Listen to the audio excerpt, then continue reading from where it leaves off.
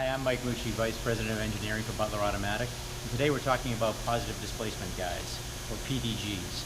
Positive displacement guide is one of the most accurate ways to align the edge of the web in your process and to maintain that position. A good positive displacement guide will maintain the edge position to within half a millimeter.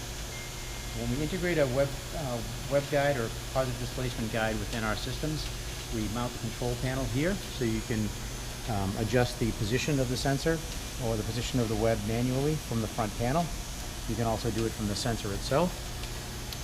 So right now it's in manual mode. I'm going to use the HMI to put this into automatic mode.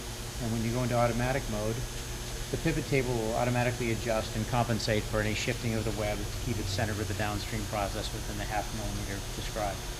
So if we come to the back of the system now, you'll see the hardware that makes up a positive displacement guide. You have lead-in and exit idlers that provide a web path that's long enough to ensure that as the pivot table turns, it doesn't put undue stress on the edge of the web. Now typically the web might move left or right due to variability in the roll of material or maybe where the splice was made. I'm going to simulate that movement. I'm going to do it in a very large manner by actually moving the sensor. And when I move the sensor, what you'll see is the entire pivot table will turn, trying to bring the web back to the center of the sensor. And you can see that pivot action take place.